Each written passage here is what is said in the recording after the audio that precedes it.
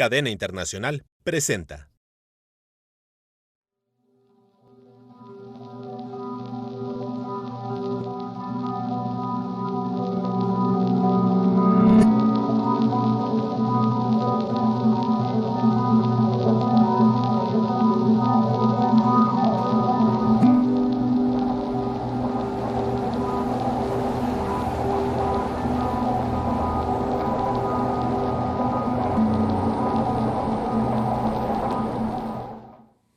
Hola, ¿qué tal? Bienvenidos a su programa Retos de México.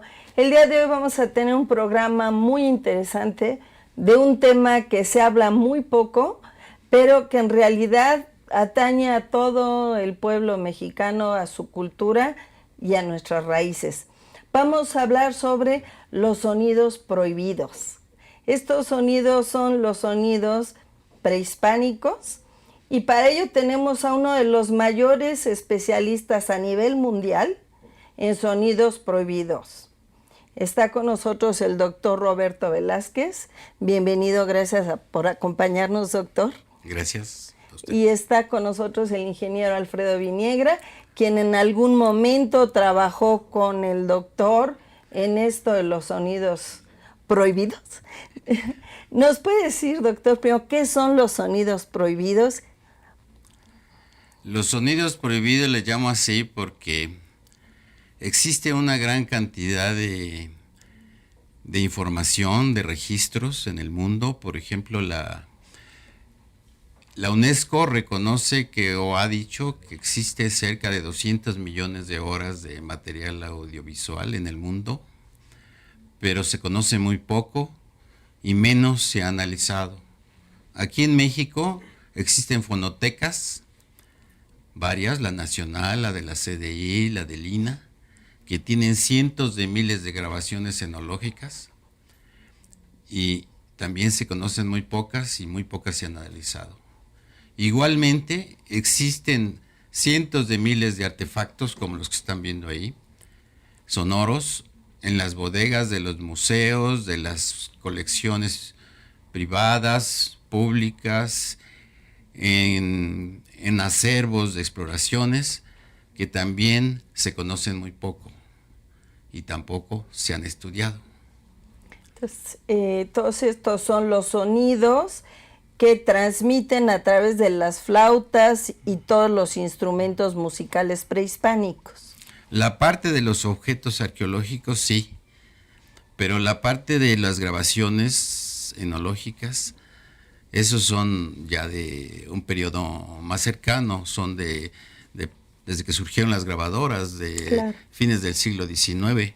Por ejemplo, esta es la primera que se grabó en México, que es de Carl Umholtz, un noruego que trajo la primera grabadora a México. Uh-huh. El gobierno noruego le donó a las fonotecas de México las grabaciones, pero se conocen muy poco. ¿Son grabaciones de los sonidos prehispánicos? No. ¿De qué son estos son enológicos. Por ejemplo, uh-huh. Este son de los rarámuris. Él llegó llegó por el noroeste, llegó por Sonora y viajó 5 veces desde Sonora hasta Michoacán, con 30 mulas. Uh-huh. Con financiamiento de Estados Unidos y con permiso de Porfirio Díaz, ahora que está de moda. Y él fue el primero que trajo, el primer científico uh-huh. que vino con una grabadora. Y grabó los sonidos de cantos principalmente. Y desde esa época hay muchas grabaciones aquí registradas por las fonotecas, por las estaciones de radio indigenistas, pero tampoco se conocen mucho. Y son prohibidas porque prohíben su reproducción. Los primeros grabadores eran compañías disqueras de Estados Unidos y de Europa.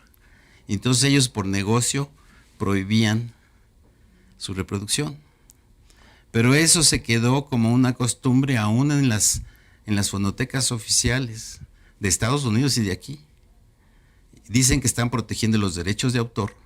Uh-huh. Pero los autores no recibieron nada y muchos ya se murieron. Bueno, ¿esto afecta a la investigación? Pues claro. ¿Qué es lo que nos interesa? Hay muchas escuelas que tienen ese tema como materia de estudio, principalmente son etnomusicólogos, musicólogos, pero como no saben analizar con técnica científica las grabaciones, no se analizan. De acuerdo, pues sí, evidentemente estamos aquí enfrentando un grave problema que el gobierno debe de tomar alguna medida. Y doctor, ¿usted nos puede explicar cómo empezó usted esta investigación de sonido? Sí, lo que pasa es que cuando era yo niño, eso viene un gusto desde joven, desde niño, ¿no? Usábamos silbatos, los hacíamos, jugábamos con ellos, y ahora después de muchos años que trabajé en muchas partes del gobierno, me puse a investigar esto formalmente ahí con ellos en el Centro Nacional de Cálculo, en el Poli.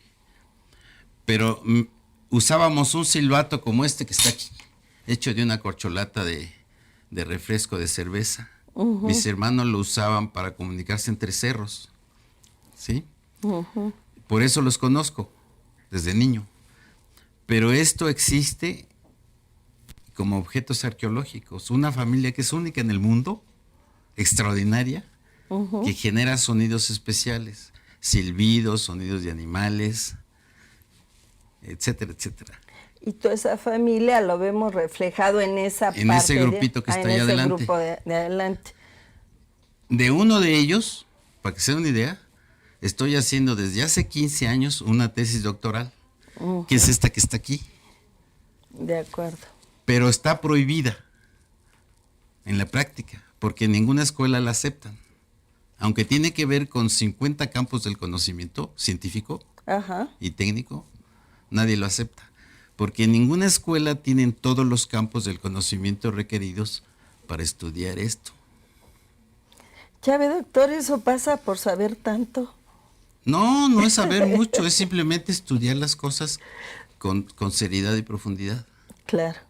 Yo me encontré esa roca que está aquí, que es parecida a estos, en un escritorio de un antropólogo de Jalapa, Veracruz, que era el fotógrafo del Museo de Jalapa, y me la prestaron para analizarla. Y esa la vengo analizando desde hace 15 años. Nadie hace eso. Ningún arqueólogo. Los arqueólogos tienen cientos de miles y millones de piezas, pero esta es la primera que se analiza con todas las técnicas posibles, disponibles en nuestros laboratorios y todo. Por eso digo que está prohibido, porque de estos objetos hay cientos de miles en las bodegas y nadie los conoce, o muy poca gente los conoce, pues. Algunos que están aquí son extraordinarios, producen sonidos de la naturaleza, sonidos de animales. No es música como la de que vino de Europa, sino que refleja más lo que ellos vivían y lo que ellos admiraban. Me refiero a nuestros antepasados, ¿no? Ellos vivían en la naturaleza, admiraban la naturaleza, veneraban la naturaleza. Entonces, cuando hacían ceremonias para honrar a alguno de sus, digamos, de sus personajes que admiraban, representaban con multimedia, yo digo, todos se vestían, si representaban un pájaro, cantaban como pájaros, se disfrazaban como pájaros, o cuando representaban una rana, también producían los sonidos de la rana. Vamos a un corte y regresamos con esto. Perfecto.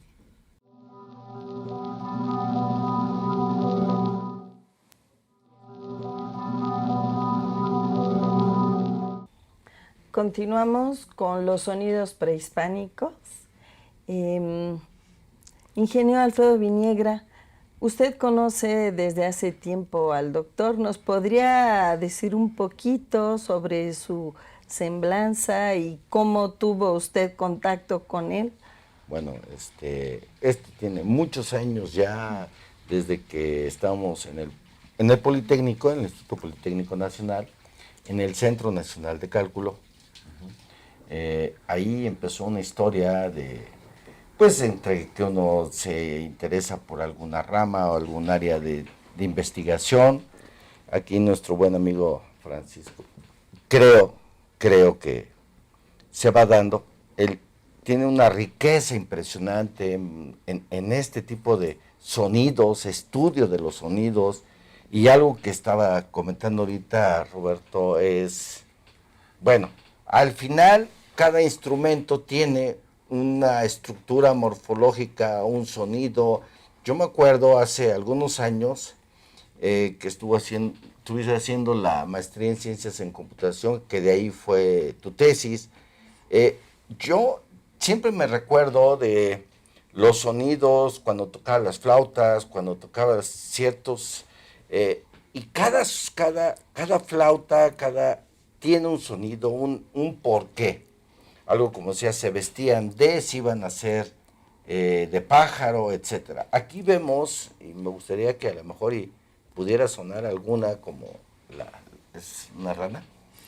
Sí, esta es un modelo de una ranita maya que se encontraron 3 en Yaxchilán, Chiapas.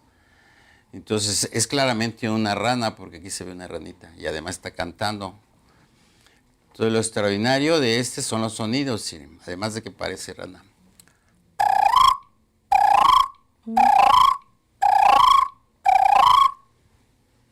O sea, cuando hacían ceremonias, según la hipótesis que tenemos, cuando hacían ceremonias para llamar la lluvia, representaba ranas porque las que nacen cuando son de fertilidad, nacen cuando llueve. Entonces todavía ahora ponen a niños a cantar haciéndole cantos de rana. Entonces yo supongo que en el pasado también lo hacían, ¿no? En lugar de poner a cantar las ranas, porque las ranas no cantan cuando no quiere. Entonces ellos tenían la tecnología suficiente para representarlos y hacerlos, tocar los sonidos cuando ellos quisieran, ¿no? ¿Y tenían sonidos de todos los animales? De todos. Ahorita pueden haber, por ejemplo, uno de pájaros. Este es un pájaro, un quecholi. Estos son también mayas y de la zona de acá de Querétaro, de ranas, del sitio de ranas. Y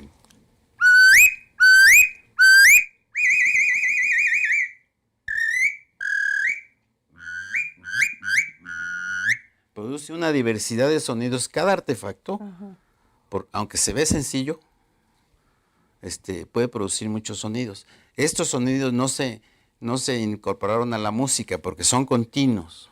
Lo genera un obturador tonal que se opera con los labios. De acuerdo. Sí, pero también hay flautas. Ahorita que está de moda una exhibición de Leonardo, Sí. él dibujó una flauta con una ranura en lugar de hoyitos y produce sonidos similares. O así. Pero muy poca gente sabe que aquí en México había, siglos antes de que lo dibujara Leonardo, había flautas de este tipo. Y también hay de otro tipo. Por ejemplo, este es otro.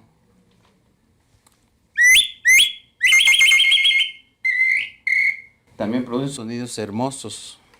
Parece que estamos en el trópico. Sí. Total. Y se pueden reproducir como joyas modernas. Está hecho en plata y es el mismo diseño. O sea, se puede recuperar artes que se perdieron, que son únicas en el mundo.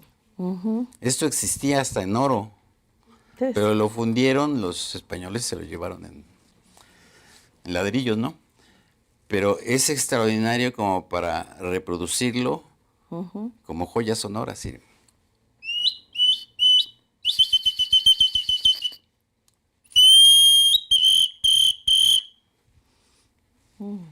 Estos no existen en ninguna parte del mundo. Ni nadie sabe cómo se hacen. Y hay otros, por ejemplo, estos, se les va a poner. Estos fueron recuperados, similares, arriba del pecho del Iztaccíhuatl, como aquí en 5.400 metros. Los encontraron unos alpinistas. Y ahora se acaban de encontrar otros en el Cerro Tlaloc. Y también se han encontrado en entierros en toda la zona de aquí de la cuenca y en todo México. Pero producen sonidos similares a esos. ¿Sí?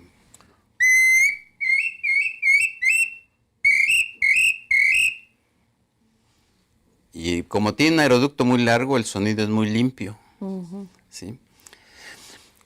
Pero lo interesante es que hemos podido detectar que si estos se estudian con profundidad, pueden encontrarse descubrimientos que no se saben mucho. Por ejemplo, basta, además de poder tocarlos de muchas maneras, los músicos normalmente tocan esto como en 2 notas así. Nomás le varían el tiempo. De acuerdo. Y a esto se les hace aburrido porque nada más son 2 notas, ¿no? Es una grequita cuadrada. Pero tocados, ya vieron, tocados con vocalizaciones diferentes producen muchos sonidos. Pero les voy a hacer un experimento de lo que sucede si simplemente se tocan 2 al mismo tiempo. De acuerdo.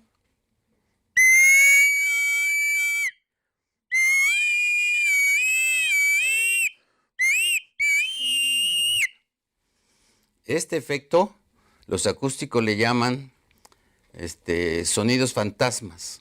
Cuando se generan 2 sonidos de frecuencia muy parecida, se genera uno tercero, que es en altura la diferencia numérica entre los 2,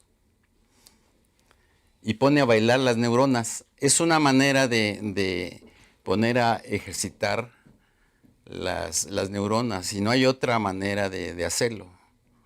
Hay drogas, pero las drogas excitan todas las neuronas, todas las células. Y esta es una forma de producir masajes neuronales, pero además produce efectos especiales. ¿Ah, sí? Sí. ¿En qué aspecto? Porque cuando son muy cercanos, la frecuencia resultante, la tercera, que solo surge dentro del cerebro, no se transmite en el aire, normalmente está en el rango infrasónico, abajo de 20 ciclos por segundo.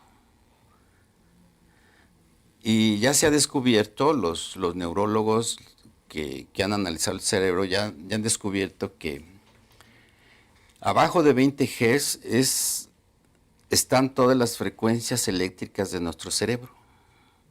Por ejemplo, cuando estamos dormidos, completamente dormidos, nuestro cerebro genera una frecuencia de 0 a 4 pulsaciones por segundo. De 4, cuando estamos semidormidos, es de 4 a 7. Cuando estamos en estado como de meditación, es de 7 a 12. Y en estado despierto, son de 12 hasta 20 o un poco arriba. Doctor, nos vamos a un corte y nos sigue hablando esto tan interesante.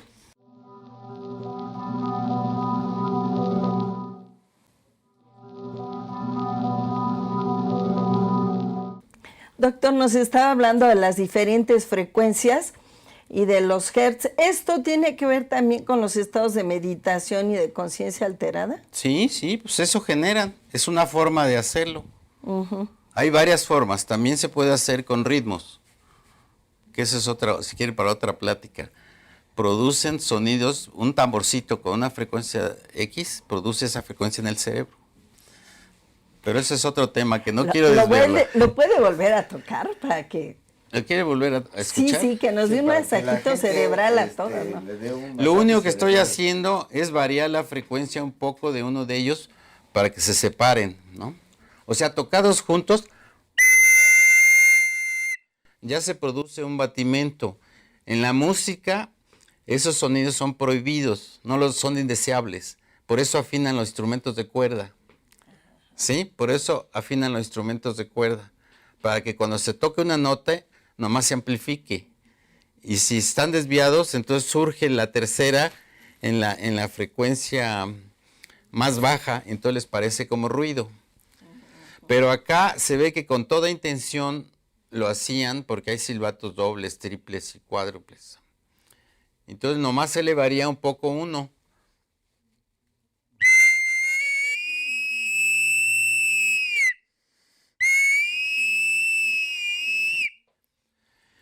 Y se puede ajustar a la frecuencia de mayor sensibilidad del que los está escuchando. Por ejemplo, las mujeres tienen una sensibilidad un poco mayor que los hombres en frecuencia. Los sonidos más agudos les afectan a ellas más que a nosotros. Y así igual a los niños, igual a los perritos. Entonces, por eso era para cada ocasión. Y doctor, usted trae un instrumento que nos dijo que se les llaman los instrumentos de la muerte. ¿Estos cómo funcionan? Ahorita les digo. De esta familia que les decía, que está hecha la tesis, es una familia única en el mundo. Es exclusiva de México. Yo le llamo generadores de ruido. Esos son bucales, todos esos que están aquí son bucales. Y son desde la época de hace 3000 años hasta el posclásico, que son los ya más elaborados. Estos adentro tienen un mecanismo parecido a estos, pero ya nada más se le excita soplándole, ¿no? Las otras no, se tienen que meter a la boca. ¿Y se utilizan en rituales de muerte o por qué se les llama de muerte? Porque estos están representando a Mitlantecutli, una calaverita. Pero es muy compleja porque el sonido es como del viento. Y en algunos, por ejemplo, este está representando las dos cosas. Mitlantecutli, que es la muerte, y Ejecat, que es el viento. Estos dos es nada más para simular lo que está aquí. Este es el Códice Borgia. Aquí está una lámina en donde se ve que están los dos personajes. ¿Sí? Son uno solo, pero son dos. De acuerdo. Pero además, en Tlatelolco se encontraron un sacrificado, los esqueletos de un sacrificado con dos de estos. O sea, seguramente o posiblemente lo usaron cuando los sacrificaron. Entonces está enfrente de Hécat, del templo de Hécat, a un lado de relaciones exteriores. ¿Y no se usaban también en, por ejemplo, rituales al viento o alguna cosa así? Por eso lo estoy diciendo. Está asociado con el viento y con la muerte. Y este modelo se hizo para ver qué sucede si se tocan los dos al mismo tiempo. Si quieren lo escuchan. Es fuerte. ¿Nos va a dejar así? Antes de escuchar les va a tocar este. Este es sencillo. Es uno solo. Pero dos van a oír.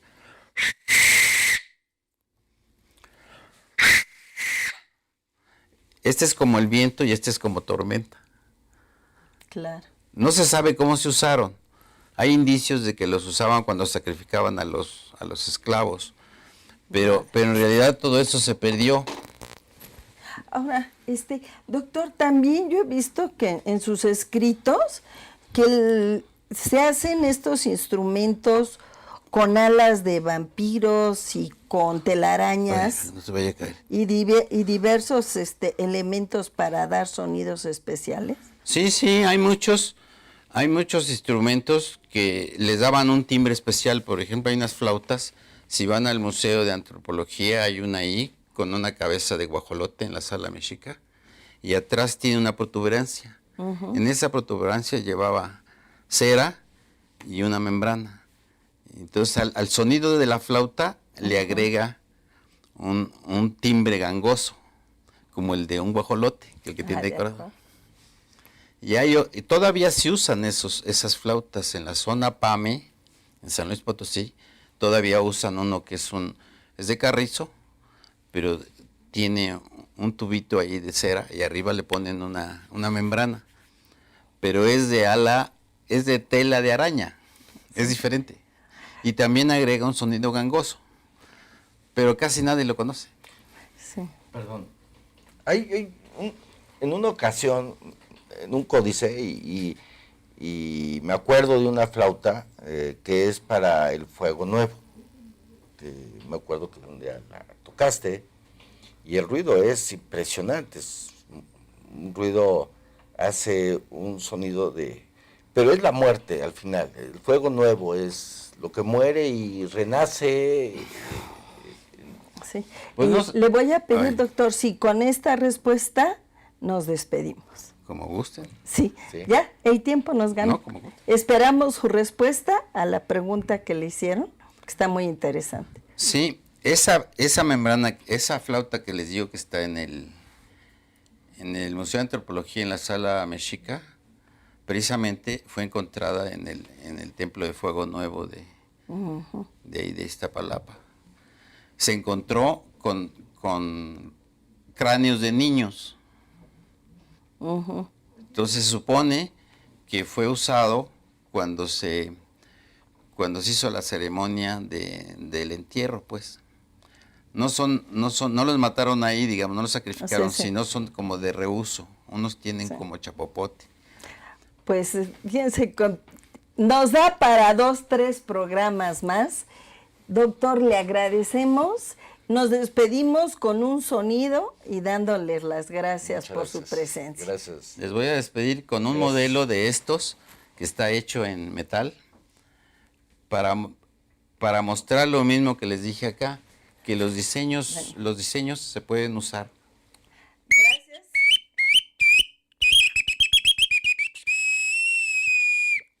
Cadena Internacional presentó